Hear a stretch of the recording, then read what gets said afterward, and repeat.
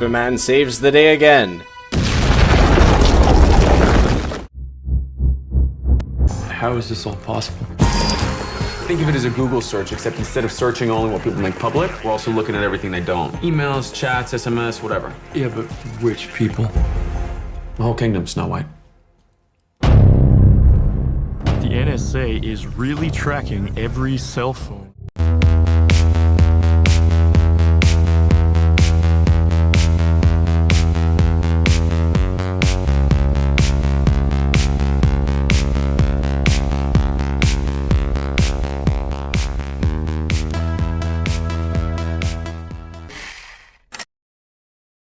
They told us it was for our safety.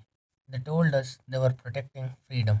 But what if the biggest threat wasn't hiding in a desert cave? What if it sat in air conditioned war rooms behind polished podiums and carried with a legacy of empires that craved up nations for profit? This video is not just a documentary, it's a wake up call. The truth you were never meant to hear begins now. Terrorism, a word that changed the world, but have you ever stopped and asked why terrorism? Who benefits from it?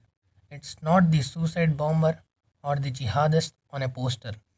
It is the one selling the bombs, the one using fear to control borders, minds, and banks and accounts. Every time a bomb explodes, a new law passes. Every time a tragedy occurs, a new innovation starts. The war on terror was never a war on terror. It was war on truth and freedom and on Islam. And the key to that war, colonialism. The roots of today's global conflicts aren't in religion or ideology, but in the decisions made in colonial boardrooms in 1947. Britain left India but drew a bloody line between Hindus and Muslims, a line that would create Pakistan, India, and decades of war. In 1948, they supported the establishment of Israel while displacing Palestinians, fueling one of the most violent conflicts in human history.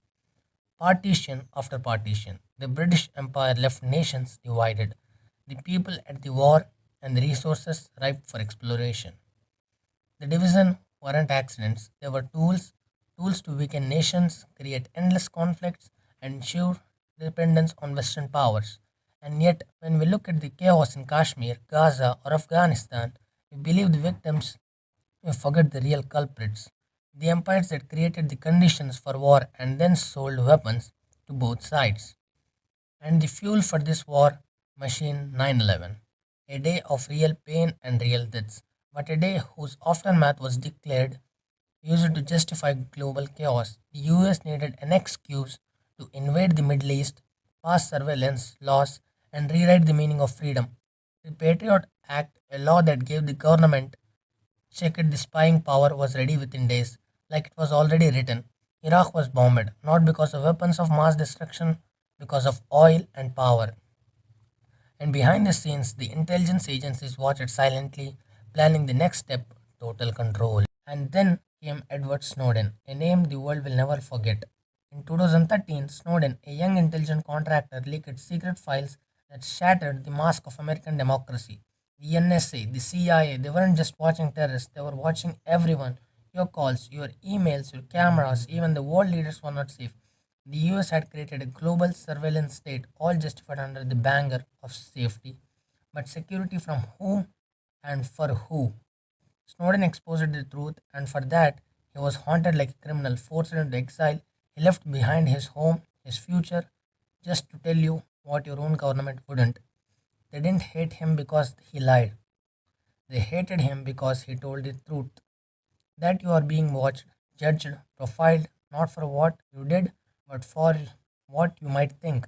While the governments of the world were building surveillance empires, another war brewing, a psychological one, Islamophobia. The media painted Muslims as the face of terror. A single beard, a prayer mat, a hijab suddenly meant suspicion. But statistics told a different story. Most terrorist attacks in the West were not committed by Muslims, but every attack that was became a weapon to a fanfare.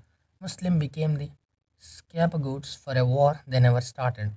And here's the most dangerous truth. They don't fear Islam because of bombs or guns. They fear Islam of what it teaches. It rejects interest threatening the banking elite. It promotes justice, shaking the foundation of corrupt politics. It sees all humans as equal, destroying the idea of racial and national supremacy. Islam unites people beyond borders and skin color. That's the real threat to global power structure. What religion empowers the poor, challenges greed, and uplifts the oppressed, it becomes a revolution. That's why they fear it. Not because of what Islam is, but because of what it does. It liberates, it wakes people, it breaks chains. That's why the lie had to be created. That's why terrorism had to wear a Muslim's face. So the real terrorist could sit comfortably in their offices, singing armed deals, bombing nations in the name of peace. So what now? Now you wake up, you see through the fog, you question the stories they feed you, you stop fearing and the bearded man on a prayer mat and start questioning the suited man who smiles while singing war contracts. This is not Islam versus the West, it's truth versus lies, fear versus awakening, and once you awake, they lose. The air power was never out there, it was in your mind, and the moment you realize that you are free, so share this message. Let truth echo louder than their lies.